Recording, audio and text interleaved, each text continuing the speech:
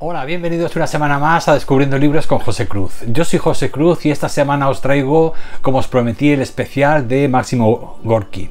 Bueno, y para lo cual os traigo 5 lecturas que son 4 recientes y una que ya había leído hace un tiempo. Y bueno, esta vez os las he ordenado un poco en orden, del quinto puesto al primero, pero todos son 4 estrellas. No hay ningún 5 estrellas, ni tampoco hay ninguno malo. Es decir, son todos muy buenos, por lo tanto, los he ordenado un poco dejando abajo los relatos y luego, pues bueno, las correspondencias y luego ya pues los relatos más importantes y más sobresalientes de este autor. Así que bueno, voy a empezar con el especial de Máximo Gorki. Ya conoceréis casi todos los títulos porque ya os traje la semana pasada el book haul de los últimos libros que habéis recibido de él, así que bueno, ya os hablé un poco de cada uno, pero bueno, en el quinto pues estoy con 4 estrellas, ya sabéis que todos son 4 estrellas. Os traigo Nueva York de Máximo Gorki, que bueno, que como os comenté, me lo estaba leyendo en cuanto lo recibí cuando se hizo la semana pasada el book haul, ya me lo estaba leyendo, me lo terminé y bueno, me ha gustado muchísimo. Se trata de un relato de 84 páginas y bueno, es un relato, es como un diario de viaje en el que Gorki, pues bueno, a su llegada a Nueva York, para lo que os comenté, que había ido a recaudar dinero para el Partido Socialdemócrata ruso y para evitar que se financiara, que Estados Unidos financiara la guerra del zar de Rusia contra Japón, pues bueno, fue muy bien acogido por los 3 literatos aquellos que os comenté, por H.G. Wells, por Mark Twain y por otro que no me acuerdo cómo se llamaba, no sé si lo tendré por aquí, pero bueno, ya os lo dije en la presentación, el book haul, así que pues bueno. Y bueno, ya os digo que es un retrato más bien de la Nueva York de 1906, muy auténtico y muy pues con la mirada escrutadora de Gorki. Ya os digo que es más bien un diario de viaje. Al principio, pues ya os digo, fue muy bien recibido por la sociedad norteamericana, pero al poco, pues bueno, aprovechando pues una fake news que había lanzado el embajador de Rusia en Washington, apoyado por un magnate de la prensa, pues bueno, empezaron a denigrarlo y para evitar pues que consiguiera su objetivo, ¿no? Entonces, pues bueno, al final se tuvo que aislar por ahí en un monte, del mismo estado de Nueva York, y ahí fue donde escribió La Madre y otra obra que no me acuerdo ahora mismo, Los Enemigos me parece que se llamaba. Así que pues bueno, ahí también aprovechó para publicar este pequeño diario de viajes que publicó allí mismo en Nueva York, y como lo ponía muy mal a Nueva York, pues claro, tuvo muy malas críticas a nivel local. Y bueno, os voy a leer un fragmento muy chulo. El inicio es cuando llega en el barco y ve la Estatua de la Libertad. Pero luego, bueno, eso es súper auténtico. Llegan casi al anochecer, la niebla alrededor del gran canal aquel que hay allí a la entrada de Manhattan. Y bueno, y está muy chulo, la verdad. Pero bueno, yo os voy ya cuando empieza ya a caminar por las calles de Nueva York, empieza ya a describirnos un poco lo que ve en la ciudad. Y os leo un poquito, un trocito del principio del libro, que ya os digo que es recién dejado en el barco y ya empiezan a caminar, pasa por la aduana esta, por inmigración, y luego ya camina por ahí por la ciudad. Es la ciudad, es Nueva York. En la orilla se alzan casas de 20 pisos, los rascacielos, silenciosos y oscuros, cuadrados, sin ninguna pretensión de belleza, obtusos, los pesados edificios elevándose al cielo, sombríos y aburridos. En cada edificio se siente la altanera jactancia de su altura, de su fealdad. En las ventanas no hay flores, no se ve a ningún niño. De lejos la ciudad parece una enorme mandíbula, de dientes negros y desiguales. Respira, expeliendo al cielo nubes de humo, y resopla como un glotón aquejado de obesidad. Al entrar en la ciudad uno siente que ha caído en un estómago de piedra y de hierro, en un estómago que se ha tragado varios millones de hombres y que ahora los tritura y digiere. La calle es una garganta resbaladiza y ávida, por la que resbalan hacia el fondo los pedazos oscuros del alimento de la urbe, los hombres vivos. En todas partes, sobre la cabeza, a los pies y al lado de uno, vive, retumba, festejando sus victorias, el hierro. Procreado por la fuerza del oro, animado por él, envuelve al hombre en su tela de araña, lo aturde, le absorbe la sangre y el cerebro, le devora los músculos y los nervios, y crece, crece, apoyándose en la piedra muda, extendiendo más y más los eslabones de su cadena. Así que pues, bueno, este es el primer contacto de lo que observa allí en las calles de Nueva York. Ya os digo, llega casi ya al anochecer, acaba de dejar el barco y empieza a caminar y a ver esos rascacielos pues tan diferentes. El resto de la obra pues os podéis imaginar, ya luego cuando se interna por el East End, por la pequeña Italia, en fin, por todos los barrios más humildes de Nueva York, pues te hace un retrato de lo que ve por allí. Sobre todo hay un día que es el día de descanso, los domingos, en el que dice que la masa, los que están acostumbrados a trabajar como burros de lunes a sábado, pues cuando llega el domingo no saben qué hacer y se quedan como si fueran ovejas, así con ojos o sea, como si estuvieran desorientados, y entonces como no encuentran nada para su vida se queda vacía. Cuando no hay trabajo ya no queda nada, no tienen educación, no tienen cultura, no tienen nada a lo que dedicarse, entonces se quedan como si estuvieran en un limbo. Entonces lo que intentan hacer en silencio, bajan a la calle y se juntan con otros que están igual que ellos, entonces se van juntando, uniendo, entonces se ve una masa de hombres, de hombres inactivos, mirándose unos a los otros, mirando hacia arriba, o sea, y sin poder hacer nada, no tienen dinero, no tienen dónde ir. El caso es que esa masa nos la describe de una forma alucinante. Y luego pues acontecen una serie de cosas que él fue testigo en las calles de Nueva York, que bueno, que también son muy crudas y muy interesantes.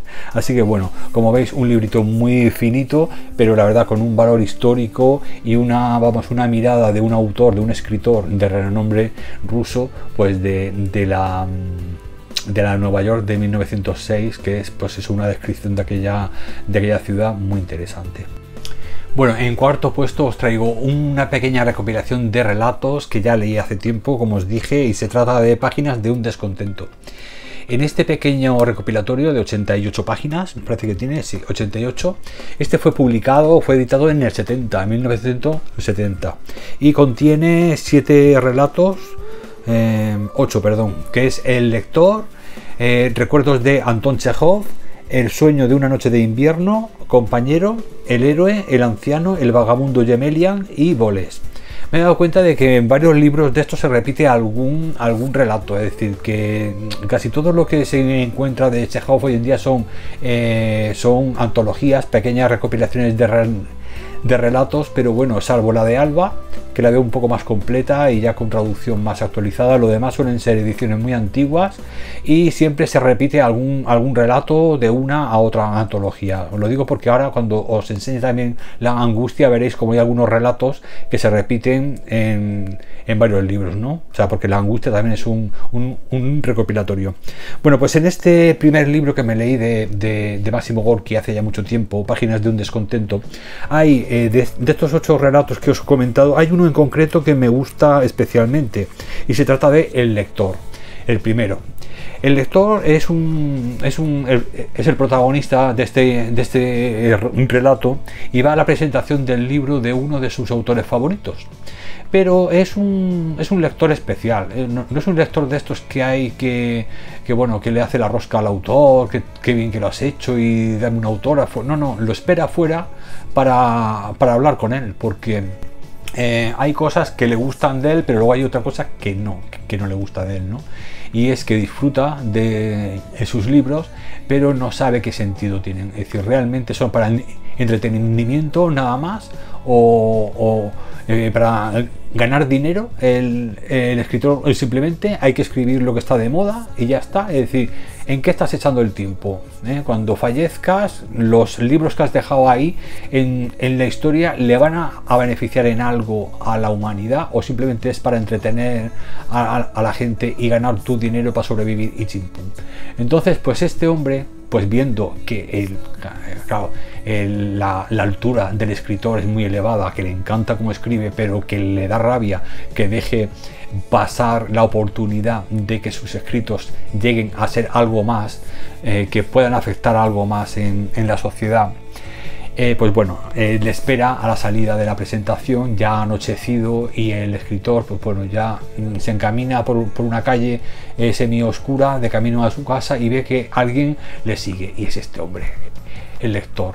Al final se detiene, él se presenta y bueno, le pide que si por favor puede hablar con él un poquito. Se sientan en un banco ahí en un parque y es cuando empieza este relato, esta conversación que tienen entre ellos. Os voy a leer solo un trocito de lo que el lector le reprocha al escritor, que está muy chulo.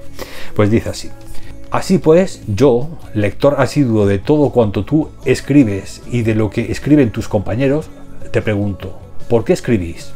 Y escribís mucho. ¿Queréis despertar buenos sentimientos en el corazón de los hombres? Pues no lo conseguiréis con palabras frías e impotentes, no. Y no tan solo no podéis dar a la vida nada nuevo, sino que dais lo viejo en mal estado, desgarrado, privado de su verdadera imagen. Leyéndoos no se aprende nada, y lo único que inspira vergüenza sois vosotros. Constantemente días de trabajo, días ordinarios, gentes ordinarias de todos los días, ideas ordinarias de todos los sucesos. ¿Cuánto se hablará del espíritu inquieto y de la necesidad de la regeneración del espíritu? ¿Dónde está el llamamiento a la creación de la vida? ¿Dónde están las enseñanzas de varón viril? ¿Dónde están las palabras valientes que dan alas al alma? Tomó aliento y reanudó su discurso.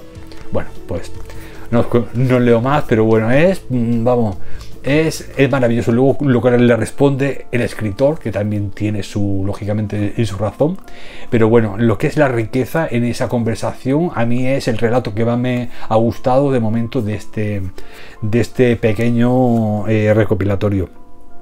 El de compañero también estuvo muy bien, y Boles, bueno, Boles se ha repetido en 2 o 3 recopilatorios, pero no es de los que más me ha gustado. Se le di un 3 estrellas a ese, pero al lector le da un 4 porque bueno, te hace mucho reflexionar acerca de no solamente de la relación entre el lector y el escritor, sino también por qué escribe uno, es decir, qué es lo que pretende, si todo se limita. Y lo mismo que nos pasa un poco con la televisión. La televisión, el 95% tiene que ser entretenimiento, no puede haber nada de educación, algo que nos aporte instrumentos para poder tomar decisiones en esta vida. Pues no sé, a lo mejor es demasiado entretenimiento para atontar a la gente y poco utilizar las nuevas tecnologías y luego pues los escritos, en el caso de la literatura, pues para aportar a la gente pues riquezas culturales, ¿no? Así que pues, bueno, me ha parecido un recopilatorio y sobre todo ese relato muy muy interesante. Bueno, en tercer puesto y también con 4 estrellas os traigo este recopilatorio que os traje la semana pasada, La Angustia, que contiene 17 relatos, pequeños relatos, igual que los que os he enseñado antes, y se trata de La Angustia, El bromista de mal género, El castigo por fastidio, Boles, Vasca el rojo, El lector, En la prisión, Una que ya no existe, Karpa Bukeimov, El reloj, la narración de Felipe Vasilich, Flor de miseria, Idilio, Un héroe, El comisionista y Sobre el río. Esos 17 relatos en la edición de 73. Bueno, os tengo que decir antes de empezar a hablaros de los relatos, es que cuando me estaba leyendo este libro, que ya os digo estaba con una traducción del 73 y una edición del 73, me acordé de Luis, de Luz de Acuario TV, el compañero booktuber, que una vez me comentó que en ocasiones las traducciones antiguas tenían su valor y que bueno, que había que disfrutarlas también, ¿no? O sea, que no siempre en la última traducción las nuevas son las mejores. Y bueno, la verdad es que me acordé de él porque leyendo este libro pues me di cuenta como en la forma de hablar se utilizaban muchísimos términos antiguos, ¿no? Como lo del levantóse, en vez de se levantó, decía levantóse, miróse, en fin, encaminóse, es decir, utilizaba así esos términos antiguos, ¿no?, de aquella época. Sí que se entiende perfectamente, tienes que leer un poco más despacio porque hay un salto pues de esa forma de escribir de aquella época ahora, pero bueno, sí que lo entiendes, pero lógicamente pues se hace más difícil la lectura, ¿no? Por eso yo, pues no sé, echo un poco de menos pues esa actualización de traducciones como las de Alba, por ejemplo, la de narraciones, que es así que, bueno, tiene ya una lectura mucho más fluida. Bueno, y ahora para hablar de los relatos de este libro me ha encantado. La verdad es que me ha sorprendido porque a pesar de que lo veáis tan antiguo y tan viejecillo y eso, aquí he encontrado varias cosas que me han gustado más que los demás en comparación, ¿eh? Y lo primero es la biografía, es decir, la biografía que viene al principio de Máximo Gorki de este libro es la mejor de todos los libros que os traigo hoy, con diferencia. Es decir, te cuento unas cosas que eso no lo he encontrado en ningún lado, ni en la Wikipedia, es decir, no están. Es decir, la biografía de este libro es sensacional. Y luego he encontrado dos relatos que no están tampoco en ningunos otros, y es que lo entiendo porque no estamos, son muy duros, son muy fuertes. Y bueno, estaba planteándome el leeros alguno de los dos, porque los dos son, la verdad es que cortitos, ¿no? Pero luego lo he pensado y digo, bueno, prefiero que no, prefiero no leerlos porque la verdad es que son muy drama, vamos, muy fuertes y muy dramáticos, ¿no? Muy descarnados, así que bueno, prefiero, ahora os diré los que son por si podéis conseguirlos, pero bueno, he preferido no hacerlo porque la verdad es que te deja un cuerpo un poco tal. Y luego lo más importante es lo que os comentaba también la semana pasada, y es que tanto esos dos relatos tan crueles como los demás, en todos fue Máximo Gorki lo vio, es decir, fue testigo de todo lo que nos cuenta. Así que pues la verdad es que tiene un valor sensacional este libro, así con lo viejillo que lo veis, tiene cosas que no se han vuelto a reeditar y son tesoros. Entonces, de estos 17 relatos que os he comentado, os recomendaría los que más me han gustado a mí son el primero, La Angustia, que es el que da nombre a la recopilación, que es la historia de un molinero, de cómo este molinero, pues bueno, se levanta por la mañana, ve a su mujer que está obesita y torrada, intenta despertarla de una manera que ya está roncando como una bendita, se arregla, tiene preocupaciones porque hay un maestro de escuela que le ha escrito en el periódico una crítica, criticándolo a él, porque él es un molinero, pues que bueno, que aprovecha un poco su buena posición económica, pues a veces para aprovecharse de los demás legalmente, ¿no? Es decir, que a lo mejor hay gente muy humilde que está casi en la miseria y coge y le compra las cosas, pero por 2 duros. Le compra sillones y le compra todo lo que tiene en su casa, es comprado a gente que le ha ido mal, que ha tenido que cerrar, que se han arruinado, y este se aprovecha de esas ruinas o les presta dinero y luego les cobra unos intereses, etcétera. Es decir, que es un hombre que la verdad es que un poco tiene sus cosas, ¿no? El caso es que luego, en fin, pasa una serie de cosas, pero no os voy a contar nada de este relato, lógicamente. Lo que sí que os voy a leer un poquito es el principio, o sea, un trocito de cuando él sale de su casa y se encamina hacia la ciudad y asiste a un entierro que no sabe ni quién es el que se ha muerto, y lo llevan allí al descubierto porque iban por las calles estas de piedra, iban por ahí caminando con el muerto al aire, con la caja ahí al aire y toda la gente detrás, toda la comitiva detrás. Os voy a leer ese trocito porque a mí me ha encantado ese relato, así las descripciones que hace de un entierro de aquella época del siglo XIX en Rusia, estaba muy chulo. Por la calle polvorienta, inundada de rayos de sol, avanza lentamente una comitiva fúnebre. Los ornamentos del sacerdote y el diácono ciegan con su resplendor. El incensario despide en manos del diácono pequeños copos de humo azulado que se funden en el aire. «San Han», desliza con voz fina un pequeño y canoso sacerdote. «Te, San Te», entona en voz de bajo profundo el diácono, hombrón negro con un frondoso bosque de cabellos nada claros y benévola mirada en sus grandes ojos, que sonríen a cada instante. Deus, dicen ambas voces bruscamente confundidas, escapando después hacia las alturas celestes, hacia el sol, deslumbrante de claridad, donde todo es tan desierto y tan tranquilo. Immortalis, mugió el diácono, cubriendo con voz potente todos los rumores de la calle, el chirriar de los viejos coches, los pasos y la contenida voz de la multitud que acompaña al difunto.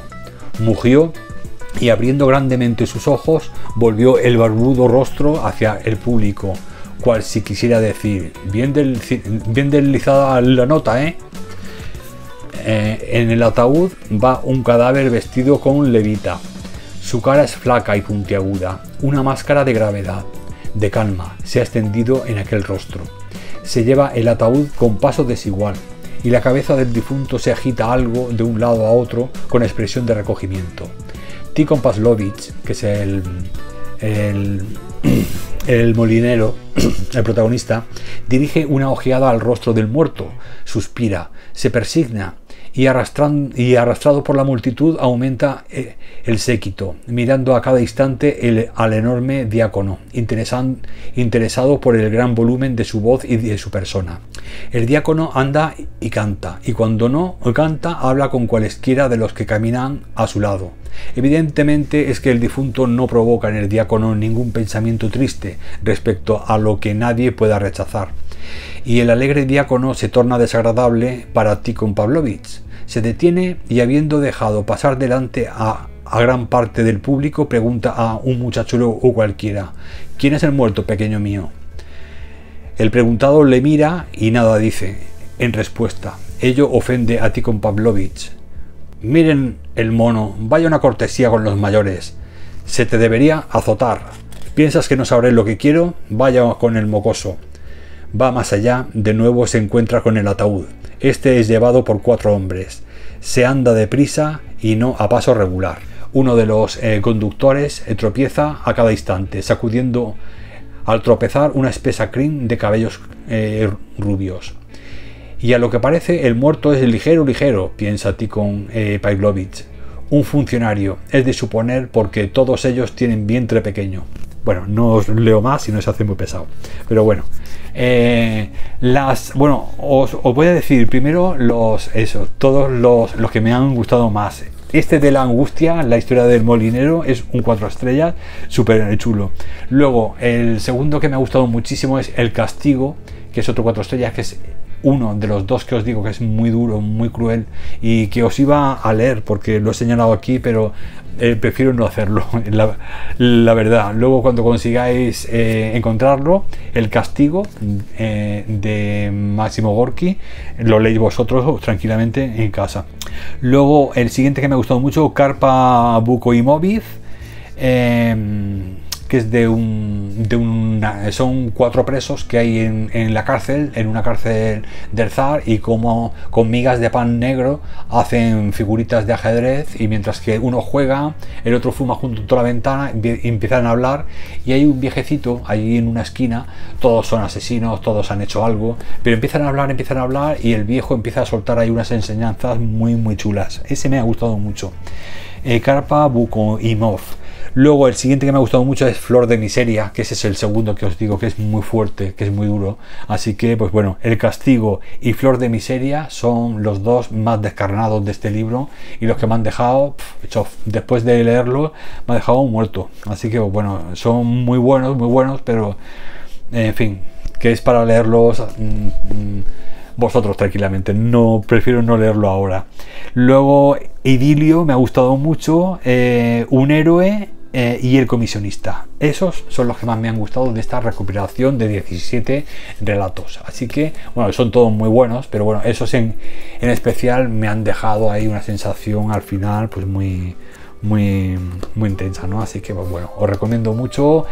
Ya os digo que no es necesario que busquéis este recopilatorio, buscar recopilatorios más bonitos y no sé, y más actualizados si podéis, pero bueno, ya sabéis que un poco cualquier edición de estas que os estoy trayendo se repiten algunos relatos y otros son nuevos. Es decir, que lo que encontréis os vais a encontrar con relatos que ya tenéis y otros nuevos. Lo ideal sería que se reunieran todos como Dios manda y hacer ahí un buen tocho con todos los relatos completos pero bueno, supongo que con el tiempo se hará. De momento tenemos que ir ahí buscando estas ediciones antiguillas.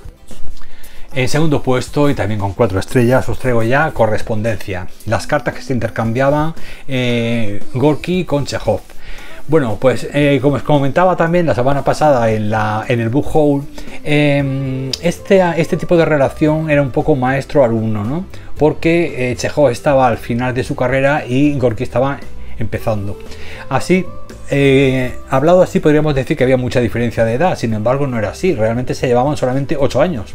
Pero bueno, de todas formas, Chekhov había empezado muy joven a escribir y bueno, había empezado a estudiar medicina y era un hombre que siempre se había dedicado mucho a la escritura a nivel, o sea, muy encerrado en su ambiente, ¿no?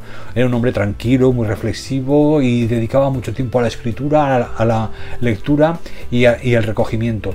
Todo lo contrario que Gorky, que empezó, bueno, no os he leído la biografía, pero bueno, ahora os leeré un trocito de ella. Pero Gorky había tenido pues una infancia muy dura y había tenido que trabajar para sobrevivir y entonces pues había empezado a escribir un poco más tarde. Por eso, por lo que, pues bueno, Chekhov ya era un escritor consagrado y él pues estaba empezando, y me ha gustado muchísimo pues esta relación de cartas entre ellos. Y os voy a leer la primera y la segunda, es un poco como de presentación, ¿no? Pero ya a partir de la tercera es cuando ya se pone la cosa más interesante. Le escribe Gorky a Chekhov: estimado Anton Pavlovich, gracias sinceramente por su respuesta y su promesa de continuar escribiéndome. Espero su carta, pero en especial quisiera contar con su opinión sobre mis cuentos. Hace unos días vi su tío Vania y la vi, y lloré como una muchacha. A pesar de que esté lejos de ser un hombre nervioso, volví a casa atónito, conmocionado por su obra. Le escribí una carta extensa y la hice pedazos. No puede decirse claramente lo que ella despierta en el fondo del alma. No es más que una impresión, pero mirando a sus héroes sobre el escenario, me parecía que una sierra afilada me cortaba de arriba abajo. Sus dientes muerden directamente el corazón, y bajo sus mordeduras este se contrae, gime y se desgarra. Para mí este tío Vania es algo formidable. Es una fórmula teatral completamente nueva, un martillo con el cual golpea la cabeza vacía del público. De todos modos, el público es invencible en su estupidez y no lo comprende en La Gaviota como en Vania. ¿Seguirá escribiendo dramas? Lo hace admirablemente. En el último acto de Vania, cuando el doctor, tras una larga pausa, habla del calor en África, me puse a temblar de éxtasis ante su genio y de pavor ante la humanidad, ante nuestra existencia insulsa y miserable. Cómo golpea entonces enérgicamente al corazón y cómo da en el blanco. Tiene un talento inmenso. Pero dígame, ¿qué clavo piensa hundir con tales golpes? ¿Resucitará al hombre, sin embargo? Somos seres compasivos, sí, gente penosa realmente, gruñona, repulsiva, y hace falta un monstruo de virtud para amar, compadecer, ayudar a sobrellevar estas naderías, estos sacos de tripas que somos. Pero a pesar de todo, los hombres no inspiran menos lástima. Yo, que estoy lejos de ser un hombre virtuoso, sollozaba viendo a Vania y a los demás junto a él, aunque sea totalmente estúpido sollozar y más aún reconocerlo. Me parece, ¿no es cierto?, que en esta obra trata a los hombres con la frialdad del demonio. Usted es diferente como la nieve, como la tormenta. Discúlpeme, tal vez me equivoque. En cualquier caso no hablo sino de mis impresiones personales, pero como puede ver, su obra ha dejado en mí un temor, una angustia parecida a la que sentí tiempo atrás en mi infancia. Tenía en mi jardín un rincón donde podía con mis propias manos plantar flores, que crecían muy bien allí mismo. Pero un día, al ir a regarlas, ¿qué veo? El parterre removido, las flores quebradas, y tendido sobre los tallos destrozados nuestro cerdo enfermo, que se había roto la pata trasera con la puerta de la cochera. Pero el día estaba radiante y el maldito sol brillaba con una intensidad particular indiferente sobre el desastre y los pedazos de una parte de mi corazón. He aquí cómo soy yo. que no le avergüence si he tropezado en algunas palabras. Soy un hombre torpe y zafio, y mi alma está irremediablemente enferma, como es necesario, por otra parte, que esté el alma del hombre que piensa. Le estrecho la mano con fuerza, le deseo buena salud y placer en el trabajo. Por más que le elogiamos, no le valoramos suficientemente, y así me lo parece, le entendemos mal. De esto no quisiera servir yo mismo como prueba. Es una carta preciosa la que le escribe Gorki, que era muy burro, es decir, era un poco muy ácido en sus palabras, en sus relatos, y bueno, incluso en la correspondencia se nota esa intensidad, ¿no?, que tenía siempre. Termina la carta diciendo: escríbame, se lo ruego, cómo usted mismo concibe su Vania, y si le molesto con estas preguntas, dígamelo con franqueza. Si no es así, le escribiría de nuevo, por supuesto.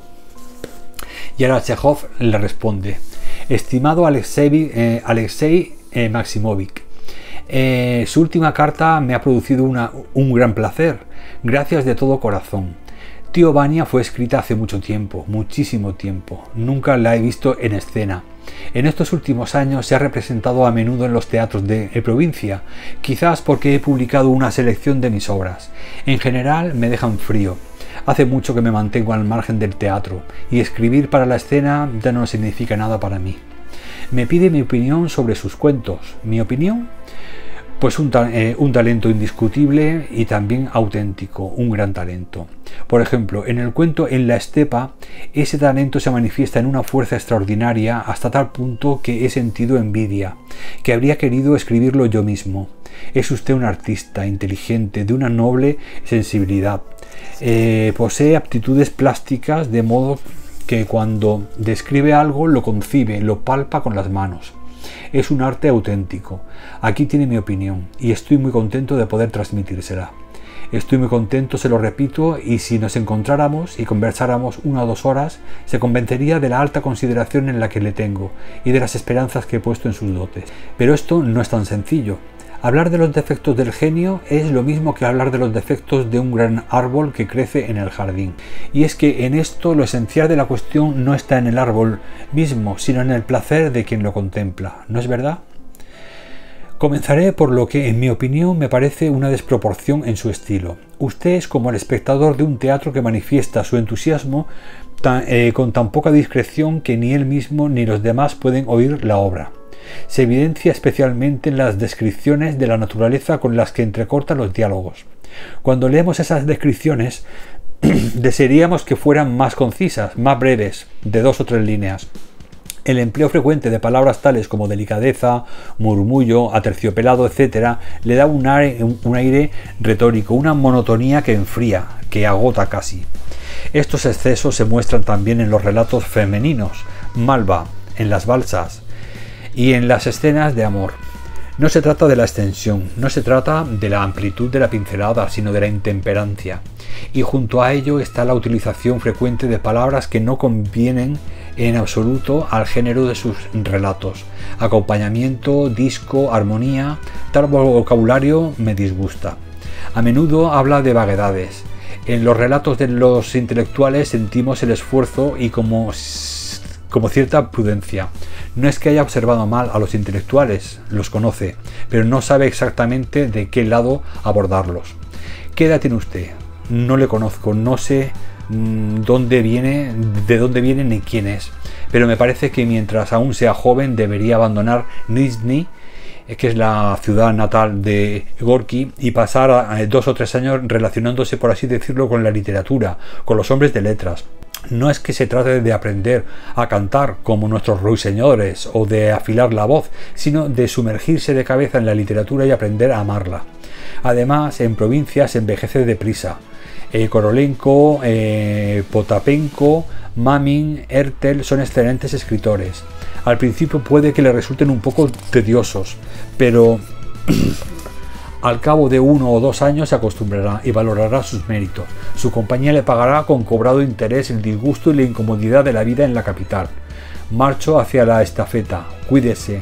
Le estrecho la mano con fuerza y una vez más, gracias por su carta. Bueno, Como veis, le hace una crítica a algunos relatos de Gorky, luego Gorky se lo agradecerá y le pedirá que critique otros, en fin, luego será Chekhov el que le pida su opinión a los escritos, o sea, un poco se ayudarán, como si fueran lectoras beta, pues igual. O sea, se van ayudando y bueno, y me encanta ver eso, lo que opina de la forma de escribir, sobre todo de Chekhov, la forma de escribir de Gorky y cómo le va ayudando poco a poco en su... Y luego Gorky le va premiando para que por favor no se deje la dramaturgia, que bueno, que con Tío Vani era Gaviota que se quedó alucinado, que por favor que siga escribiendo, no se dedique solamente a hacer cuentos, sino también teatro. Y bueno, como veis, son cartas que se van a ir intercambiando desde 1898 hasta el 1902, me parece que era.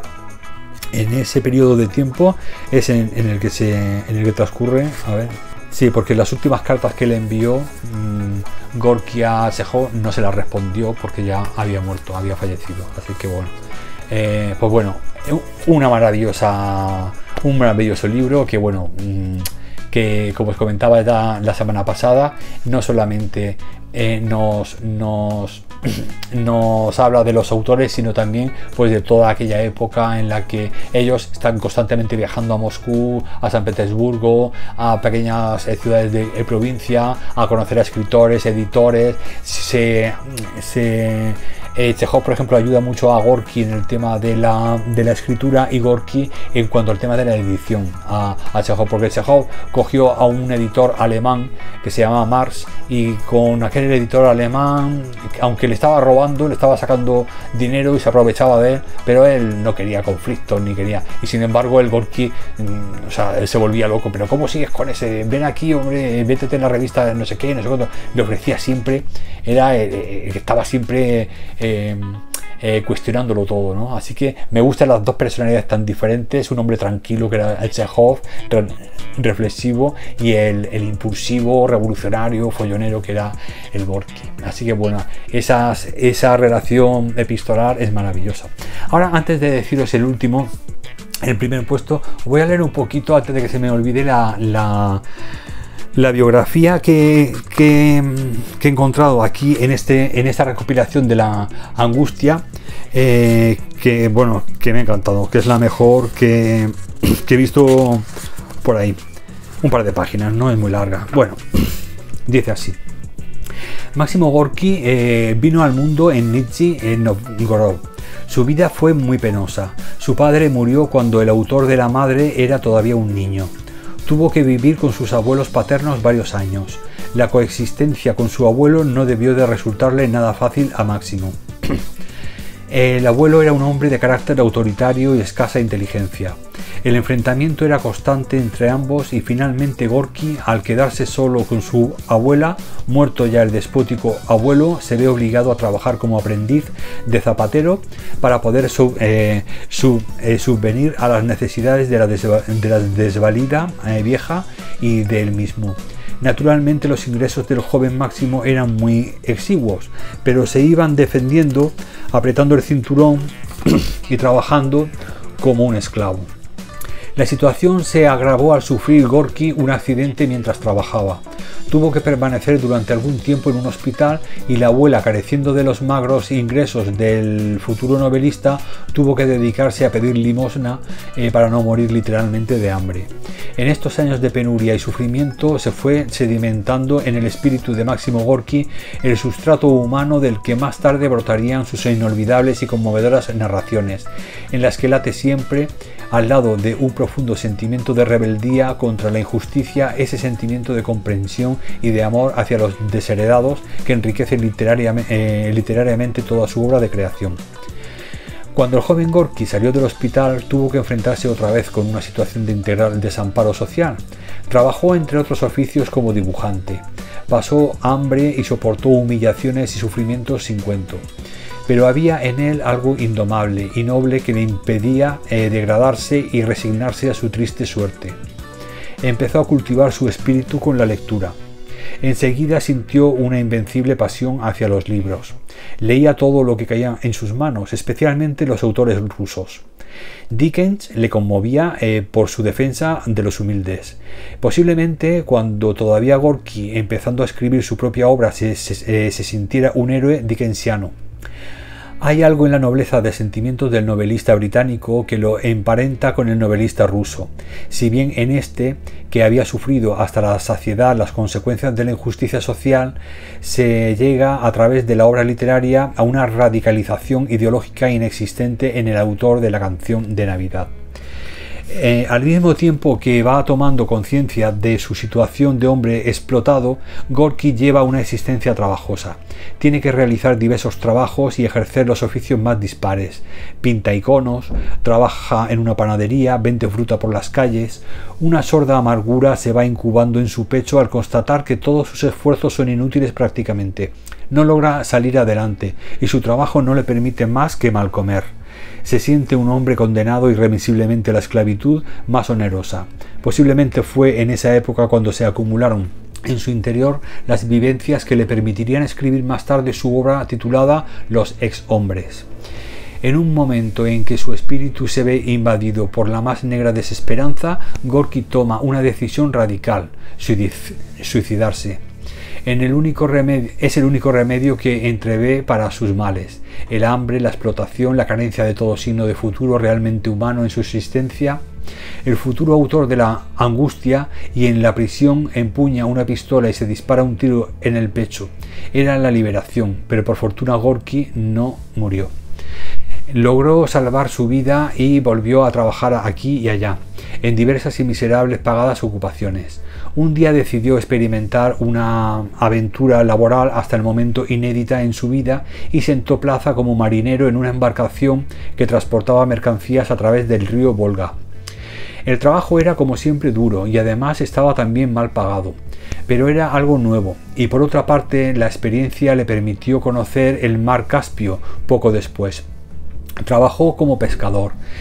Pocos han sido desde luego los escritores que han tenido unas experiencias más directas y variadas en el pueblo, de modo especial con las clases humildes, como las que tuvo Gorky. Ya de un lado para otro, a lo largo y a lo ancho de la vasta Rusia, y conoce gentes de la más diversa naturaleza. Todo ello les va a servir muy pronto para lanzarse a la creación de unas de las obras literarias más sólidas de su tiempo y más enraizadas con los sentimientos de solidaridad humana. Establece contacto con algunos revolucionarios y la toma de conciencia de la infrahumana situación que padece el pueblo ruso impulsa a Gorky a escribir. Primero la novela titulada Makar el Chunda, novela aparecida en el año 1892 en Tiflis. La obra no constituye un gran éxito, pero Gorky empieza a sentir que ya no es un paria integral. Sabe que tiene ya una vocación, será escritor, y lo será para defender a los que padecen hambre y son explotados a todos los niveles. Pero después de la publicación de su primera novela, Máximo Gorky se casa con una mujer que iba a influir decisivamente en el rumbo existencial y creador del novelista. Su mujer es una intelectual adscrita a la ideología revolucionaria. Ella influye en Gorky en el sentido no solo de impulsarle a escribir, sino también de hacerlo sobre una temática muy concreta y con una tendencia de abierto inconformismo. Van apareciendo nuevos títulos de Gorky: Los ladrones, Los sueños, El canto del albatros. Chejov admira el talento del joven narrador y le ayuda generosamente en sus primeros pasos literarios. Decidido a luchar con la pluma por la implantación de un mundo menos injusto, Gorky es perseguido por la policía zarista. Va a la cárcel en más de una ocasión y en 1900 es deportado a Crimea como consecuencia de haberse puesto de parte de un grupo de estudiantes revolucionarios que se habían visto obligados a ingresar en las filas del ejército para controlar su movimiento subversivo. 3 años más tarde pasa alrededor de un año preso en la fortaleza de Pedro y Pablo. Seguidamente es deportado a Riga, desde donde consigue huir. Vive algún tiempo en Berlín y después se traslada a París, a los Estados Unidos y a Londres. Aquí, en la capital inglesa, conoce a Lenin, Trotsky y otros líderes revolucionarios, participando en el movimiento antizarista de una manera decididamente activa. En 1902 había publicado Los pequeños burgueses y Los bajos fondos. Después, La madre, una de las más conmovedoras novelas rusas. Los enemigos, Mis universidades, Decadencia y Los vagabundos. En La angustia, Gorki capta con su característica incisiva sencillez narrativa. Bueno, esto ya os lo leí la semana pasada, que era hablaba de lo que contenía este libro. Así que, pues bueno, como veis, me estoy enrollando demasiado, pero es que bueno, es que tenía que leeros esos trocitos que he encontrado por ahí y luego la biografía del autor. Así que bueno, vamos ya con el primero y último libro. Bueno, y en primer lugar, y ya el último libro de este especial de Gorki, que me vais a matar, que me he enrollado como las persianas, se trata de Los vagabundos. Pero no va a ser esta edición la que os voy a reseñar, sino la de El reino de Cordelia. Porque a diferencia de esta edición, El reino de Cordelia sí que tiene una traducción mejor, me ha gustado más. Y como había algunos relatos que se repetían, o sea, que compartían las dos ediciones, pues he preferido leerme primero la del reino de Cordelia, y luego pues los que no están en el reino de Cordelia sí que me los terminaré leyendo en la edición esta que os he enseñado. Así que bueno, Los vagabundos de la edición del reino de Cordelia contiene 6 relatos. Estos 6 son Una vez en otoño, Konovalov, Camaradas, Boles, El timador y Kirilka. Como veis, hay algunos que se repiten con otras ediciones. Los que más me han gustado, los 3 primeros. Una vez en otoño, Konovalov y Camaradas. Esos son los 3 que más me han gustado. Luego Boles, El timador y Kirilka son un poco más flojitos. Pero bueno, el primero, que es muy corto, es muy breve, no sé si son unas 3 o 4 páginas. El de Una vez en otoño es precioso. Es un vagabundo que va por ahí con un hambre que no veas. Es de noche, hace un viento, una tormenta bestial. Y lo primero, sabéis que, bueno, lo primero, para no morir, por ahí cuando estáis por ahí sin comida y estáis por ahí en medio de un monte, es la temperatura, el frío. Morís antes de frío que de hambre. Por lo tanto, lo primero es buscar refugio. Y eso es lo que hace este hombre. Aunque tiene mucho hambre, lo primero tiene que intentar protegerse de ese viento helado que está azotando la noche en las afueras del pueblecito este. El caso es que intentando ocultarse por ahí, arrastrándose por el suelo, por ahí por los rincones, encuentra como si fuera como una tienda cerrada, pero que tiene como una altura, y ahí se mete en el recovequillo ese. Intenta pues ahí mantenerse, por lo menos, pues aunque no tenga para hacer fuego ni nada, pero por lo menos que no le azote el viento. El caso es que cuando está ahí metido, escucha una voz de alguien que le habla, y resulta que hay otro vagabundo allí abajo. Entonces nada, empiezan los dos ahí a hablar, y bueno, al final resulta que el vagabundo este que había ahí abajo era una chica. Y nada, empiezan a hablar los dos y tal, y bueno, y empiezan a contarse y tal, y bueno, amanece y empiezan a ir, bueno, la conversación es alucinante. Y entonces va ella, que es más espabilada, y le dice: oye, mira, ya que estamos debajo de una tienda, mañana para desayunar vamos a hacerle un brutón aquí, un butrón de esos, un agujero, nos metemos, comemos algo y nos vamos a hacernos una hoguera por ahí y a calentarnos, que si no nos vamos a coger, estamos tiritando. El caso es que eso hacen, se van, comen un poquito, se van, pero cuando se acercan al mar, que hay allí como una playa con una barca colocada boca abajo, empieza a llover, pero bueno, a llover ahí a manta. El caso es que nada, se meten los dos debajo de la barquita esa, y nada, y él empieza a temblar, estaba al congelado de frío, y empiezan ahí a hablar los dos, pues bueno, las penas de uno, las penas del otro, y llega un momento en el que el chico empieza a llorar porque se siente se siente muy, en fin, muy triste y muy hecho polvo, ¿no? Entonces ella, pues para calmarlo y para darle el calor, pues se acuesta encima de él y lo abraza. Y él, bueno, yo creo que llevaba el chico sin recibir un abrazo en toda su vida, nadie le había abrazado en toda su vida. Entonces claro, ese momento es muy auténtico, o sea, como lo relata Gorki, ese momento en el que es la primera vez que nota el aliento de una persona, de una chica, abrazándolo, protegiéndolo del frío, calmándole con sus palabras en el oído, venga, tranquilo, cálmate, que todo se soluciona, que no te preocupes, que ya verás cómo esto, vamos a hacer esto, lo otro, al fin dando soluciones, calmándolo y tal.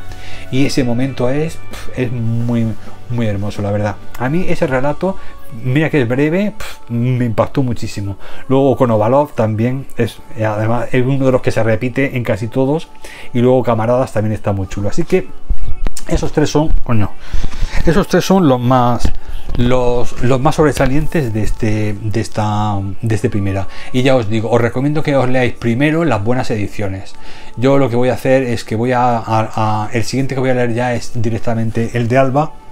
Este de Alba de narraciones va a ser el siguiente que me voy a leer, porque ya hay varios de estos que ya me lo he leído con Cordelia, con El Reino de Cordelia, que también es buena traducción. Luego me los voy a terminar de leer aquí, y ya los que me falten ya me voy a las ediciones estas más cutrecillas y me los termino de leer los que no estén aquí.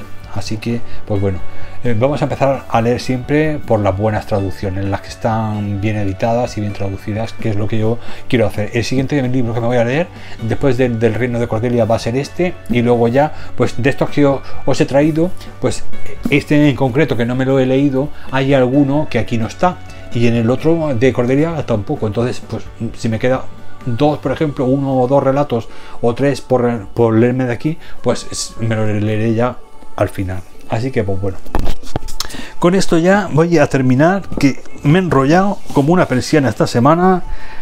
Así que bueno, menos mal que le podéis dar para adelante, para atrás, para adelante, para atrás, pausarlo, verlo en 2 o 3 trozos, en fin, ya cada uno ya que se gestione el vídeo como quiera. Ya sé que me he enrollado como una persiana, pero es que el Gorky es que me encanta y tenía mucho que hablar de él. Os tenía que leer algunos de los fragmentos, su biografía, en fin. Siempre, pues eso, las cosas que me gustan me enrollo más, así que pues lo siento mucho, ya os digo. Luego vosotros lo vais parando, lo vais adelantando, lo hacéis o lo gestionáis como mejor prefiráis. La semana que viene toca el de las 5 últimas lecturas que me haya leído, así que pues nada. Y bueno, y luego tengo varios book tags para los lunes. Tengo la presentación de mi libro que creo que... Bueno, la presentación de mi libro sí también la tendré que hacer pronto, es decir, yo qué sé, a lo mejor la meto por ahí en medio, a lo mejor la he metido ya y estoy aquí hablando, o sea que... Pero bueno, ya voy a cortar este vídeo, que ya me he enrollado demasiado. Nada más que me queda agradeceros una semana más el que me hayáis os hayáis pasado a visitarme, y bueno, y aguantar este rollazo, que soy muy pesado. Y bueno, si hay algún libro de estos o por lo menos os he dado a conocer el autor y tenéis alguna así ganas de leerlo, pues bueno, ya me daré por satisfecho. Así que pues nada, muchas gracias, os deseo una semana de lectura maravillosa y hasta la semana que viene. Un abrazo, lectores.